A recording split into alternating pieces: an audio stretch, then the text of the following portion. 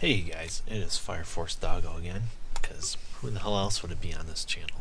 And today I'm going to be goofing around with the Fn Fal Tactical, which is one of the three models that H3VR currently has in the game. The original, the Para, and then this tactical one, which has all the wrist rails on it. And I figured I'd do a couple IPSC runs with it, which obviously is not what it was designed for, not what the IPSC shoot house was designed for either, but I find it a lot of fun, and it's surprisingly maneuverable for such a large weapon. And one of my buddies said, recommended even, saying, try and talk about some of the history of these weapons, and give a little background because people might find that interesting. I don't think the Fn Fal is particularly obscure in terms of its history. It's one of those first rifles that European countries, specifically Belgium here in this case, tried to marry the concepts of sort of the pre-World War II idea of a very large cartridge with the firepower necessity that different combatants learned about during World War II, especially as fire and maneuver tactics evolved over the course of war. They discovered that they really needed weapons with a higher rate of fire than the older bolt action rifles. And the Fn Fal, the M14 in the US, the G3 rifle, which is very similar to the Fal, all sort of worked off this concept of having a really big round, but also being able to fire a full auto and give a individual infantryman that ability to either give suppressive fire or just whatever his enhanced firepower needs might be in a particular situation. I wouldn't say that really any of these early rifles were necessarily the best idea or execution of that concept. I think, at least from my very limited experience, the rounds were really too large for effective, sustained, full automatic fire without something like a bipod or really a belt-fed support weapon. But the Fal obviously is familiar to anybody with really a passing understanding of firearms or an interest in history, just because it was so ubiquitous in a lot of areas of the world. It was at one point referred to as the right arm of the free world, and it was used obviously by a bunch of European and other militaries in peacetime, but it was also pretty heavily used in a lot of different conflicts, from the really obvious ones like the Falklands Malvinas conflict between Britain and Argentina in the early 80s. It was used in Iraq to a certain degree, I believe, during the insurgency there, but it was also probably most extensively used in a lot of third world conflicts, like a lot of the South American civil wars, and Rhodesia obviously being one of the largest or most famous usages of the Fn Fal. And it kind of worked itself into the popular memory, at least as popular as a firearm can be, without being something like the AK-47 or something like that. And it saw a lot of heavy use in, also even in some of the lesser known first world conflicts, like Britain's involvement in Borneo and Aden and Oman.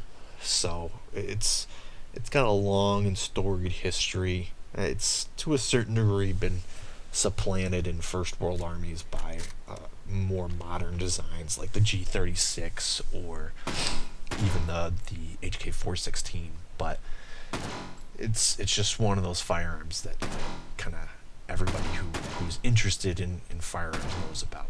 And in H3VR, I think Rust has done a really fantastic job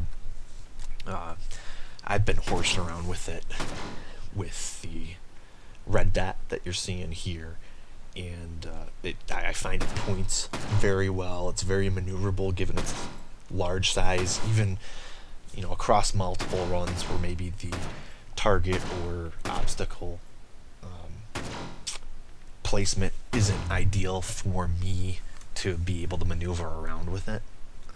I think this run I managed to get 46 seconds or something like that on the run, which for a rifle this large and given my pretty terrible skill is good. Now some of you guys who are watching that run might have noticed that I got lucky and I was able to reload at the exact right time. That's actually not true. I didn't count. I actually used a trick from the Rhodesian War that I read about at one point. As you see, I pulled up a regular round and a tracer round here. And what the guys would do would be they would load their magazines such that the last and I think the third to last round would be a tracer round. So as you'll see here, I'm going to shoot a regular round, and you don't really see anything come out of the weapon. But when I put this tracer round in, it does what a tracer round's supposed to do. Obviously, you're going to see the tracer come off of it so that you know where the weapon's going. Now, obviously, this isn't what the tracer was designed for, but it lets me know, and I don't load 1 and 3, I actually load the last 2, so that when I see that first tracer round, that tells me, alright, the round that's now in the chamber is the last round that I have, so I've got to change that empty mag out now. It takes a little bit of getting used to, but it works pretty well. I'm going to try a run here too with a laser just to see if it makes things any quicker, but I actually really like that red dot sight. I'm going to go through this round, and using the laser, I think I tend to get a little bit too focused on getting perfect placement, and it actually slowed me down by a couple of seconds.